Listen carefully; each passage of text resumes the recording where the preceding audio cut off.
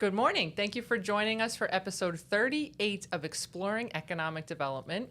And today we have a special edition of our podcast. It's called Inside the Industry, where we'll be talking about apprenticeship. Have a couple of folks here, one from the Division of Apprentice Standards and also MassHire. My name is Meredith Harris with Marlborough Economic Development Corporation, and I am joined this morning by my co-host, Jillian Roberts. How are you? Good morning, Jill. It's a great day for a live stream. Always is. Happy to be here. If you're joining us for the first time, we are live streaming to Facebook and YouTube. So if you have any questions or comments or ideas, you can type them in the chat. We'll be able to see those, potentially answer them, integrate into the live stream. We're on LinkedIn too. We are. And our website. Our website, yep. Oh, were we having trouble with LinkedIn? LinkedIn. Get it together. Come on. We're going to figure it out. And then, of course, WMCT TV shows our show, so you can shout out to them. They're awesome. They're doing a great job. Yeah, absolutely. Meredith, I have a surprise person in the chat that I think we are both very excited to see again. Hold on. It's our best Spencer. buddy, Spencer. How are you? Good morning, Spencer. How you doing? Spencer. He can't respond. He can. I mean, I'll see it. Spencer, we hope you're doing well. Spencer was an awesome employee at WMCT TV. Yes, he was. Marlborough High School graduate, recently married. I know this is personal. Congratulations. That's right. Great to see you. Thanks for tuning in. Yeah, thanks for tuning in. It's been a while. Yeah. So, do we want to talk about last episode? I do. Yeah. So the last time we saw you for Exploring Economic Development, we had Marcus Kemblowski from Apex Entertainment. Shout out to Celia. Is it Seal the Noob or something like Yes. that? Ooh, I should have looked that up before. But Marcus was an awesome guest. Yeah. He talked about Apex Entertainment, kind of what went into the entire development, how that came to fruition, and what Apex Entertainment itself offers. So that was a really fun episode. Encourage anybody who missed it to go take a look and learn more about a complex that I'm sure if you live in or around Marlborough, you have been to once or twice. Yeah. Spent a few dollars. And so the difference between our regular Exploring Economic Development episodes and Inside the Industry is that we dive into industry. That's right. Yeah. So we don't have one guest today. We are joined by two phenomenal guests. Should we roll a drum roll here? Here we go. All right, so we have Greg Bunn from MassHire, and we have Dennis Collins from the Division of Apprentice Standards. Welcome. Thank you both so much for being here with us this morning. Thank you. It's nice to be invited back, actually. Yeah, so Yeah, Greg, right. what was, we looked it up a few minutes ago, episode 12? Wow, that long It was ago. like 2 years ago, which just Time has blows my flown. mind. But thank you for coming back. I think No, that means I'm, that this I'm is just glad to be invited painless, anyway. right? Thanks for being here. And Dennis, your first time on, so thank you for joining us. We did a webinar a couple weeks ago to talk to some companies about apprenticeship and what that means and how you can get involved. And really after the webinar, I said, we have to do a podcast because not enough people know about this program and how do we really try to get the word out. And so thank you both for jumping on the horn and being available to come onto the podcast with us this morning. Yeah. So Our pleasure. Thank you for the awesome. invitation. Absolutely. So before we kind of jump into apprenticeship, it's been 2 years. Greg, can you kind of give us quick overview for folks that may not have been tuned in 2 years ago about what is MassHire, what do you do, and in your resources you have for folks here in Marlborough? Happy to. So I'm Greg Bunn. I'm the Executive Director of the Metro Southwest Workforce Board. We're one of 16 workforce boards in Massachusetts, and I like to brag that we're the largest of the 16 workforce boards. What we do is a number of things. We help support regional economic development through the advancement of both workers and employers. A lot of people think that we're the unemployment office. That's not really the case. Actually, what we do is help job seekers get back into the workforce through workshops, job readiness initiatives, but also we use federal funds to train people for a new career. At the same time, we do a lot of work with employers, and especially now, things have really changed since the last time we talked because there is just a dearth of employees out there. So employers are really struggling to hire people. Right. So we work with employers to try to encompass all the different solutions to developing their workforce. So that's a little bit about us, and again, happy to talk about the work that we do today. And it's such a different landscape, right, than it was, to your point, 2 years ago. Yeah. I mean, post-COVID, things are just it's just changed. Everything has changed. I've been doing this for roughly 20 years. I've never seen it like this. If you're a job seeker, it's fantastic. It's the best work environment to be in. But if you're an employer, it is really tough, and hard. you have to come up with multiple solutions to hire people these days. So yeah, it's it's different landscape out there. Well, and I think that's what kind of brought us to talking to Dennis about apprenticeship. And the mayor and I visited your office, which is located in Marlborough. So Right down thank the you for street, that. Yep. But we visited your office not too long ago to talk kind of about this idea where MEDC and the mayor and the city of Marlborough and the Marlborough Public Schools, we've been doing a lot of work around work-based learning and how do we really connect the students with opportunities right as they come out of school. Maybe some folks, different career paths, different pathways. We've done a couple different programs, one with Patron Ambulance. Technium just launched another new program recently where So exciting. it's amazing. And Yeah. students are coming out of high school like certified to do different types of things. The one issue we kept bumping into with some of the companies in Marlborough was this 18 plus, issue where, hey, we're this big biomanufacturing company, but if you're not 18, we can't have you in the door. And so we were trying to scratch our heads saying, how do we get over that? We talked to Greg and your team. In comes Dennis, where we're talking about apprenticeship, and that kind of helps some of the companies that have that barrier get over that barrier, right? So with that, I'm going to turn it over to Dennis. Can you tell us a little bit about, first of all, what is apprenticeship, and can you tell us about the Division of Apprentice Standards? Sure, and thank you again for having me this morning. My name is Dennis Collins. I'm an apprenticeship liaison at the Division of Apprentice Standards, and we are the regulatory agency for overseeing registered apprenticeship programs underneath the Executive Office of Labor and Workforce Development, headed by a new secretary, Lauren Jones. And what the apprenticeship model does is it brings a high-quality career pathway for both the employer and the apprentice. Mm-hmm. And so it's a more structured program in terms of establishing the training module under a mentor with formal classroom instruction. So in essence, the registered apprenticeship is earning while you're learning, so the employee is paid, while at the same time attending classroom instruction for the supplemental education for their particular occupation. And in the end, they earn an industry-recognized credential that's portable across the United States in our possessions, and those standards are established by the United States Department of Labor. And so we fall under the U.S. Department of Labor standards, but here in Massachusetts, we are what are considered a state apprenticeship agency. So we have the ability to work with our employers, sponsors, to customize their training programs using the USDOL baseline of standards. So it kind of, again, it closes the gap of that, it's not necessarily an internship, but it's the students are leaving with something that it's transferable to other, right? Right, and it's much different from, many companies have so-called apprenticeships established within their organizations. However, they're not formally structured. And internships certainly give the opportunity for an employee to have a flavor for or exposure to job setting in a career.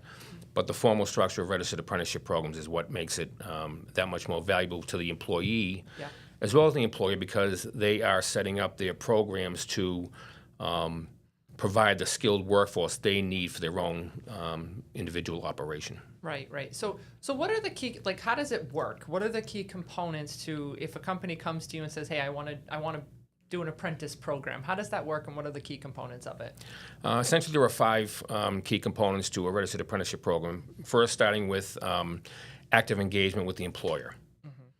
And we work with them to establish the work process or the training. It's essentially their training manual, but it's more formalized to meet USDOL and Division of Apprentice standards. So we work with them to establish that 2,000-hour per year minimum of an apprenticeship program. So it's a full-time job. And then we work with them to also establish their classroom instruction, whether they conduct that in-house or work with an outside agency or third-party vendor for that classroom instruction. That's 150 hours a year per year of the apprenticeship term. And then the bigger component is the wage progression. Okay. So employees or apprentices are not only looking for that experience to become a mentor, but they're going to appreciate and enjoy various what we call steps. Sure. So based on their competency levels and skills and time in the apprenticeship, they will earn their next bump in pay. So they look forward to that advancement. Right? Yep. Yeah. Right. And then again, in the end, the 5th component is receiving that industry-recognized credential as well as a certificate of completion from the division. the So, apprenticeship. Greg, you talk to employers and job seekers all the time. Is this something that people are looking for? And what are your thoughts on it? Yeah, I think this is great because registered apprenticeship has been around since the dinosaurs, but historically, None of us, though. We haven't been around since then. but previous administrations really haven't done a great job of communicating how employers can take works. advantage of it and using some of the workforce system to kind of promote it. So in the past, you would talk to a company, and a lot of times you talk about apprenticeship if you want to train an incumbent worker, or you just can't find that person right off the street and you want to be able to train them. Right. And so they would come to us. We'd know a little bit about apprentice training, and we would direct them to a 35-page application. They would get overwhelmed, and we would never hear from them again. So Dennis, I can't say I don't understand why. everyone loves red tape. Right. But Dennis and his team has done a really good job of filling that gap and helping us in the community become more conversant, understanding some of the admin, so we can take on that role, help navigate through some of that red tape at administration, and really be a liaison to apprentice standards. So if there's questions, people don't have to worry about going to Boston. They can come right to us locally. Right. So Dennis, we'll go back to you. What are the benefits to an employer and then also to a job seeker employee to want to be involved in this type of program? What's the incentive, or why should they do this? In the end, I think it's about the mutual investment. An employee wants to invest in their career path, and the employer looking for those that will stay with them long term. Right. And I jokingly say that Raytheon and Gillette and others, Polaroid, are no longer our grandfather's pension plan, where they're grateful to have the job, they'll stick it out for 30, 35 years. Doesn't happen anymore. It does not. Right. And recent reports from the McKinsey Institute mention that the number one reason for employees leaving their employer is because they don't see career advancement or growth within their within the organization. And so by the employer being able to structure the program for their particular needs, Right.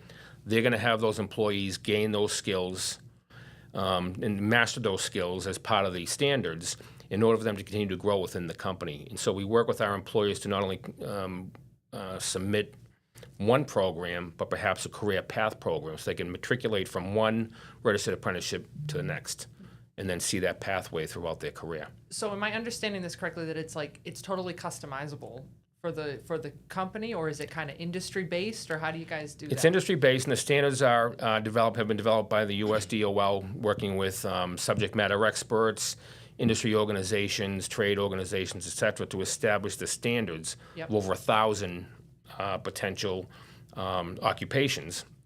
And those standards in Massachusetts, we can work with the employer to adjust the standards, but as long as the baselines are being met for that particular career to receive that nationally recognized credential, Right.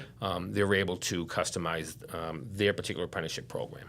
But so we have a lot of life science and biomanufacturing companies in Marlborough. So really, could Boston Scientific take the playbook from Quest and kind of tweak it a little bit, or they're looking to have the same standards that are met? Is that kind of the way it works? Again, so the USDOL puts forth their standards. Right. And it's a list of, could be anywhere from 30 to 50 or whatever job functions that they expect the apprentice to become proficient in.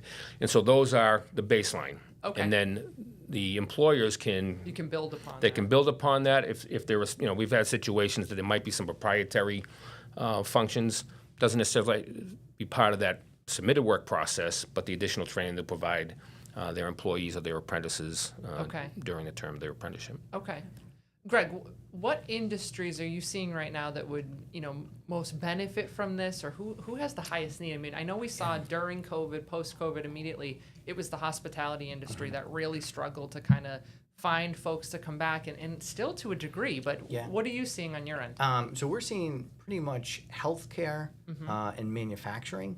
In fact, there's a registered apprentice tax credit that targets some of those areas. I think, Dennis, it's IT occupations, advanced manufacturing, and healthcare. Yes. So we as a board have tried to focus on those areas. Trade and construction has a platform in place So groups like the unions and associated builders and contractors, they have a mechanism. So we're trying to fill in that need where there isn't any, and create almost a library of work processes that we can, like you said, we can work with a manufacturing company on one occupation, and then take that work process, tweak it, work with another company, and then helps us become a little bit more of subject matter experts in that area. Sure. So manufacturing's fairly easy to build similar work processes. Where it's a little more difficult is healthcare, because some of the critical occupations in healthcare, those entry-level ones like CNA programs, you can bang those out in 3 or 4 weeks, and you be certified as a CNA after you test. So does it make sense to build that into a much larger, longer apprentice program, which could be up to 2 years? Right. In that case, you want to try to develop certain add-ons and specializations. You might have a CNA that has a focus on phlebotomy or another healthcare sort of flavor. Mental health, we're looking at. We're working with some companies that are trying to create an apprentice program for what are called LADCs, licensed alcohol and drug counselors. Okay. So there's a lot of work going in there. I think there's some childcare apprentices that fall under the healthcare industry as well. Yeah, yeah. And I know you guys work closely with a lot of the local institutions and educational institutions. So like QCC and are folks like that, are they buying into this idea, and what role do they play in all of this? Yeah, so we have a number of community college partners, including Okay. Sigmund Community College and others that provide the training. Yep. There are some that serve as an intermediary. So there are 2 types of sponsors at the division: a direct employer sponsor or an intermediary sponsor who manage the programs on their behalf. So an intermediary like MassHire might have multiple employer partners, Sure. and they're managing their programs. And if I could, I'd just go back to I know I missed it Please. on the benefits to an employer, because Greg mentioned the registered apprenticeship tax credit, which is great, which I consider sort of like the floor mat in a car deal. It's nice to have, but the true value in the end for the employer comes from having that customized training. Yep. That mutual commitment in the employee apprentice being engaged reduces turnover, increases productivity, contributes to diversity, equity, inclusion, and Sure. accessibility, which is key. So that's a big component of it. So the registered apprenticeship program allows for all those different benefits directly to the employer, and then having that long-term employee who's going to grow with them. And over 90% of apprentices stay with an employer at the completion of their program. I was gonna That's ask about huge. success rate. Yep. Yeah. Wow. No, that's huge, because how much time and energy and resources does it take to if you're constantly turning people over? Yeah. That's huge to have 90%. That's great. And the return on investment in the dollar sense is studies have shown that for every dollar invested, roughly $1.50 is returned to the employer. And there's really no outlay for the employer. They're already hiring people. Yeah. They're just putting them into a structured program for on-the-job, what we call OJT, hands-on experience, supervised by a mentor, and then that additional classroom or supplemental classroom instruction allows them to be more highly skilled Sure. and help grow with the company. And so what industries, we know what industries are looking and hiring, but what industries could take advantage of this? Who can get involved? Well, at the division, we say, there's a wrap for that. So just about any... What does that mean? There's an app for that, APP. There's an app for, so what you say, there's a wrap for that, a registered apprenticeship program. Okay, there's a wrap for that. That could be on a T-shirt. Right, exactly. We're going to start printing them. It's all good. Right, but the So it's endless. It pretty much is. okay. I was talking with colleagues. We have anything from jewelers to brewers. Okay. So Ooh, talk more about that. Yeah, I know. right? Well, That's we have cool. one, so we need to grow the brewers. We have a couple of apprenticeship. those in Yep. Marlborough, so that's kind of cool. Yeah, and again, it will attract those that see that commitment from an employer. Right. Right, because they may bop around at different breweries, and Right. but if they have that commitment from their employer, they're more likely to stay. And so it really what runs kind the of gamut. cost up front to an employer? Is there a large cost up front for them to get involved in these types of things? Nope. No. In the expansion trade, depends. There are traditional occupations Sure. that we're most familiar with: plumbers, electricians, etc. Yep.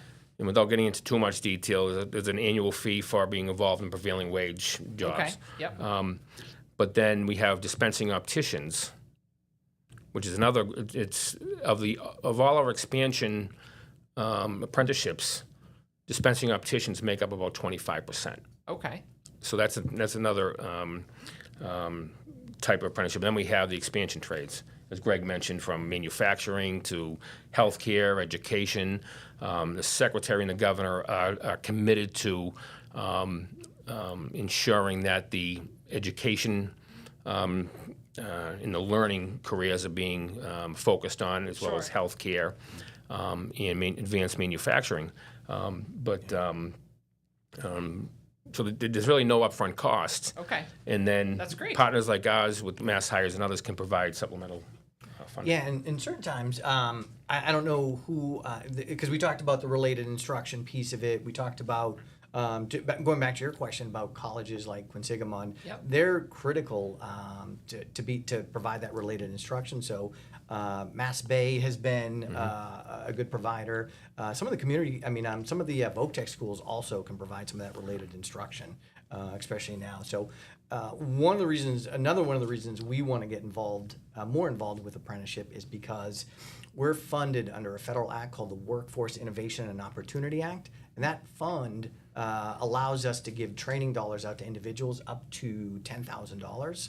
And the feds really want us, they encourage WIO as the acronym for the act, WIO practitioners to work directly with apprenticeship. So there are certain times that if an individual is eligible for our funding, we can use that for an apprentice program to pay for the classroom costs associated with that. So how does somebody determine if they're eligible for that type of funding, or like I wouldn't even know where to start if I was, didn't know about the program. Exactly. So and that illustrates the whole point of why we're trying to create sort of Sure. a one-stop shop, if you will. So they can come to us, an employer can come to us and say, hey, look, I don't even know where to get started. How do I find a training provider? How do I refine my work process? How do I recruit for individuals to be an apprentice? So we can cover that in a number of different ways. So we rely heavily on Dennis to be the subject matter expert, and then we try to implement it on the ground level. But we have 3 brick and mortar career center locations.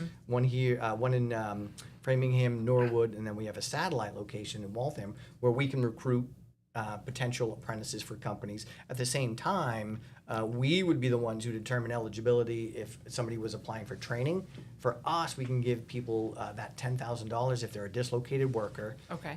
If they're what's considered a low-income adult, they're under a certain poverty level or an income level rather, and they're collecting any source of public benefits, even SNAP, food stamp assistance, or in our third bucket, youth. In our world, youth, it's weird. Youth go up to age 25, but we can help determine if they're eligible and then connect that to the employer, and then we can handle all of that. We can handle the eligibility piece of it, making sure the fund is dispersed of the training provider, all of that. We can even help at the end of it wrap that bow up if they're eligible for that registered apprentice tax credit and a whole host of other things. So, so try to to save that employer the effort of having to do all these different offices and because there's nothing worse than that. Yeah. They can just do it through us and make it much more streamlined. So if I'm an employer that wants to start a program like this, do I need to have a certain number of people that are going to be a part of the apprenticeship program, or can it be like one person at a time? Do you have is there a limit on how long your apprenticeship program can go on for, or how does that work? There is no minimum, so it could be just one apprentice. Yep. However, as I mentioned, it do encourage them to expand their apprenticeship programs. Sure. And depending upon the occupation, depends upon the length of the apprenticeship. Okay. So Greg touched upon advanced manufacturing. There are some that are 1 year, 2 year, 4 year programs. So it depends on the standard you're trying to meet. Exactly. Okay. Again, put forth by the USDOL.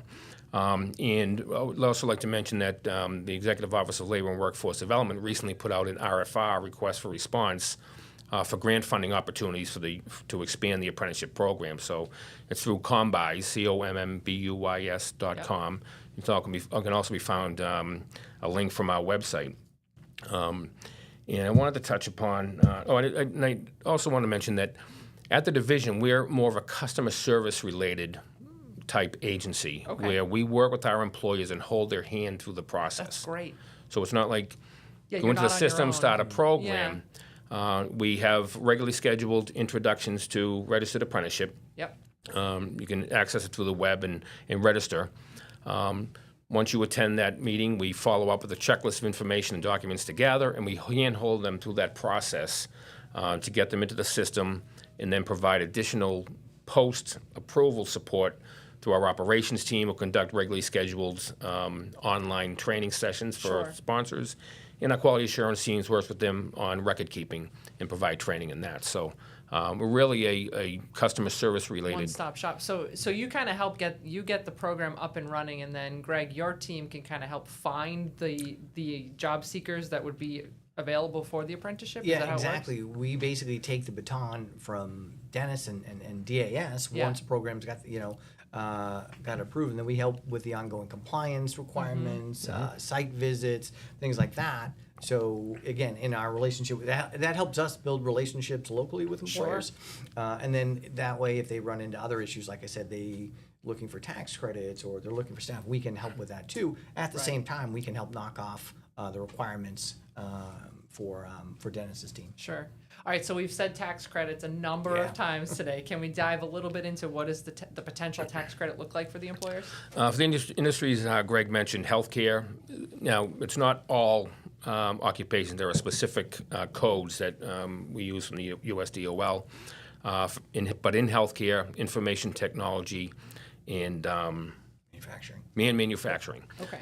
So those specific occupations, apprentices are eligible for up to $4,800 per apprentice, up to about 20 within any given calendar year for the employer. So they max out at $100,000. Sure. But it's a nice tax credit. Many of our employees take advantage of that, and it was also, I believe, a line item budget to increase that for next great. year. Yeah, and the nice thing about that too is you combine it with other tax credit out there. I think there's a work opportunity tax credit. If you hire a veteran, you can receive additional funding. So that's one thing we can do is like I said, help package all that. And, Right. So you're not trying to so figure you're not it out. scouring the Well, internet I mean, saying, "Am I eligible for this? Am I not eligible?" and we for say all this? the time, like, let the businesses do what they do best. Let them do their business, and you need to help guide them. How do you figure these things out? Because otherwise, no one's going to take advantage of it. What's the point, right? Yeah, so I mean, like I said, we've been doing this for a while, and one of the biggest complaints that we've heard is the administrative piece. So there's been programs that have offered up to $7,500 cash, and some employers just balk at it, and they say it's really not the money. It's navigating all the bureaucracy around it. So and that's why this partnership with Division of Apprentice Standards and the workforce boards is really important, because we begin to solve that problem with the red tape. Awesome. Right. Interestingly enough, up until July of 2021, everything was submitted by paper, fax, email. Wow. And July snail mail. of 2021. Yeah. Wow. So, but now we've developed our online portal, and the apprenticeship liaison team. We really work with our employers to handhold them through the process, to expedite the approval process, and get them set up. That's great. And again, working as a team and with our partners, it's been wonderful. Yeah. So tell us a little bit about any current relationships or partnerships that you have going, or can somebody how does somebody find out? Well, what does it look like? Is there a model, somebody I can talk to, or? Yeah, so we're in the infancy of developing this program, and Dennis has been really instrumental. So he connected us with a company right here in town, Energy Systems, Right. And they have several HVAC apprentices. So Dennis is in the process of helping us transition to continue with the compliance piece. We'll go out and do the site visits. We'll go out and do the annual review for all the documentation that needs to be there. So that's one that we've started. You mentioned the webinar that we did. We're just trying to promote to other companies. Hey, this is another service that our business service unit can offer employers. Right. And it helps us do more too, because typically the business service through the career centers, people just think of us as like more of a staffing agency, and they come to us and say, hey, do you have this person? And we really want to try to move more towards a solution-based approach. Sure. So instead of saying, no, sorry, we don't have anybody right now, but here are a couple avenues. So Right. that this is great because it helps us put one more, use whatever analogy you want, one more tool in the toolbox, one right. pitching wedge in your golf cart, that's what I love that. And what's wonderful about the intermediary track for employers, particularly those that don't have the bandwidth to manage their own programs, Sure. they can work with them MassHire can and manage that process, but it helps bring us to scale. And so we have, when we have information technology applicants, we may refer them to one of our IT intermediaries Right. because they're really the subject matter experts, and they can work with them directly, still have the same program, but they're going to help manage that on their behalf. Right. Right. So it's a beautiful partnership between the two of Yeah, you. yeah, and beautiful. there's some dynamics that we're still trying to work out. So, for instance, one of the things that we struggle with is if a company needs somebody right away, a lot of the training providers don't want to run a classroom until they get critical mass. So we're trying to come up with strategies to, one, find multiple training providers so we can just plug that apprentice into the next available class, or work out sort of a cohort model where we just sort of recruit, and then once we get 4, 5, or 6, or whatever we determine to be that critical number, then we can execute that problem. So little things like, it's easy to talk about a program and put up a website, but really the details of making it work or operationalizing are the things that we're Dennis and I are working on together now, and we're solving for. Solving the world's problems one day at a time, Well, right, guys? I'd also like to touch upon pre-apprenticeship, Okay. Great. which is registered program in pre-apprenticeship with only the classroom instruction component. Okay. So when you think about the vocational schools and others, Sure. recently, as an example, Reading Cooperative Bank is one of our sponsors, very successful bank, and they're developing a track for branch management. Okay. And they can also have a track for credit or commercial lending. Starting in the pre-apprenticeship model in the high schools, those students will take the basic courses, Sure. learning math, the soft skills of customer service, banking terminology, same thing in medical assisting, those kinds of programs. And so I recently met with Reading Cooperative Bank and Greater Lawrence Technical Vocational High School, who's interested in, they can still have their co-op programs, which they will continue to do, but they're going to formalize their pre-apprenticeship program that are tied to registered apprenticeship programs. So it's a direct connect and create that pipeline of future bankers and future healthcare workers, et cetera. So it's a great model. Yeah. And we're really, and the RFR that I mentioned also has a component for pre-apprenticeship.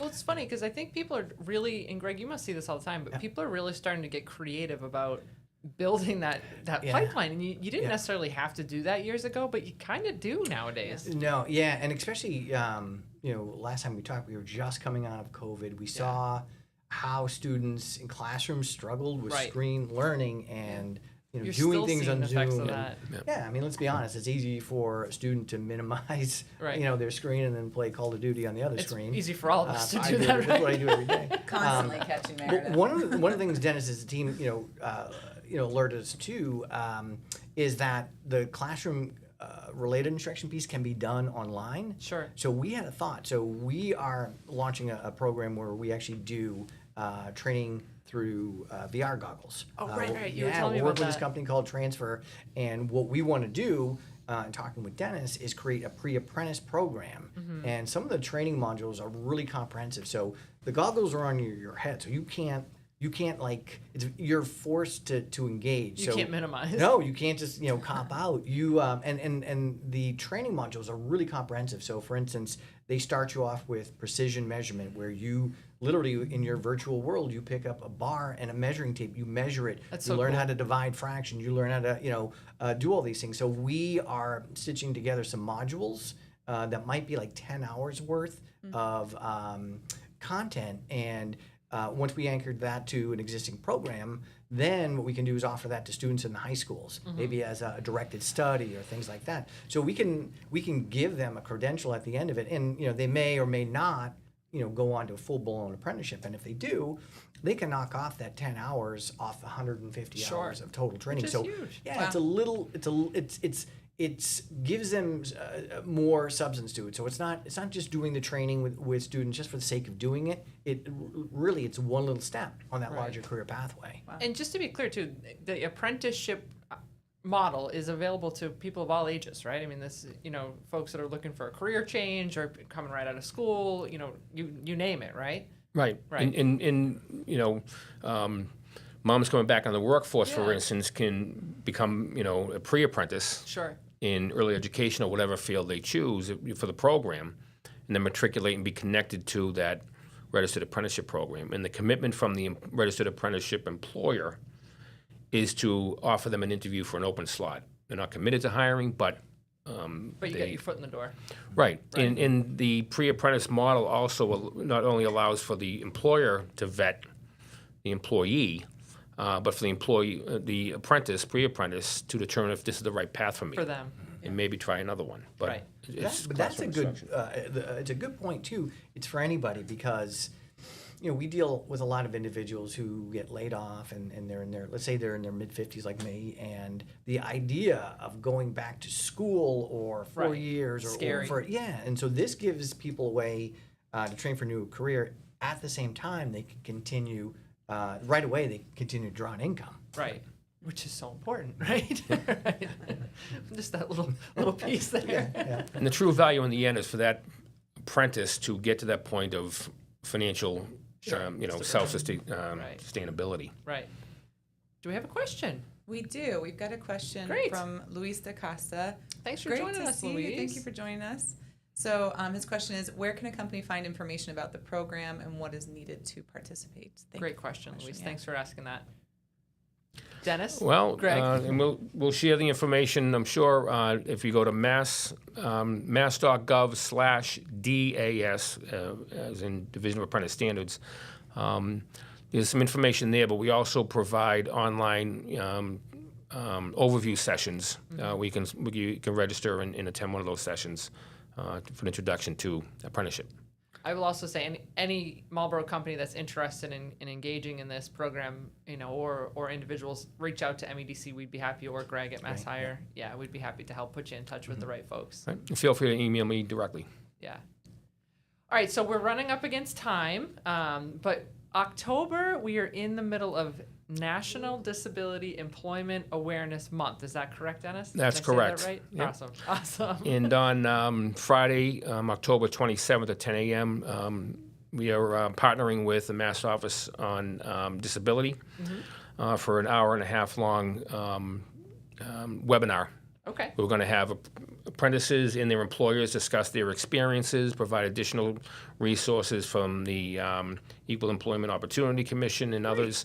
So it's going to be a wonderful program. And I'd like to just mention, on Friday in Marlborough is at the Mass Rehabilitation Commission Awards breakfast. And it was amazing to see the partnerships of those employers that work with those with disabilities, and the success stories were very That's awesome. very exciting. Yeah, that's great. That's great. And then another exciting week is coming up in November, correct? That's right. What's And that one all the week about? of November 13th is National Apprenticeship Week, where the U.S. Department of Labor and every apprenticeship agency across the country will have a week's-long worth of programs in their states. We register them with the USDOL, so there's share information and resources. I know the secretary is going to be doing site visits and a schedule, full-blown schedule for that week, as well as myself and my team. So it's a great way to. It's a great week where we really Get out there. provide the public and others with the apprenticeship model, which is key to our growth. Well, if you're looking for anywhere in the state to visit that week, it's Restaurant Week in Marlborough as well. So if you'd Sign like me to up. come here, or if the secretary would like to visit Marlborough, we've got lots of specials going on, and it'll be really fun. It'll be really good here. That's a nice little subtle plug. Well, I'm That's sure good. that Lindsay's watching Lindsay's and gonna saying, appreciate "Ooh, that." November 13th to the 18th." I hope, yeah. So there you go. I think that's it, guys. Unless Well, there's, I did want to make sure that we plugged the MassHire website. absolutely, yep. Yeah. So we're part of the MassHire network. We're actually the Metro Southwest Workforce Board. Our website is www.masshiremsw.com for Metro Southwest. Just to make it a little more confusing, right? Right. MassHireMSW.com. MSW. Metro Southwest. Got it. Unless there's anything you guys wanted to add to the discussion today, this was really informative, really helpful. I think the plea kind of to anybody that's watching is if you have any interest in this, or you're an employer, you're a student, you're somebody that's looking to change careers, or you just want to learn more about it, you think you might know somebody who's interested, just reach out, let us know. We're happy to make the connection, to answer any questions you may have, and hopefully we can continue to kind of fill that pipeline, build the pipeline, and help employers hire for years to come. Yeah. So Thank you. I appreciate Greg, the Dennis, opportunity. thank you guys so much for being here today. Thanks for having us. Awesome. Have a wonderful Wednesday, and we will see you again the first week of November for another episode of Exploring Economic Development with MEDC.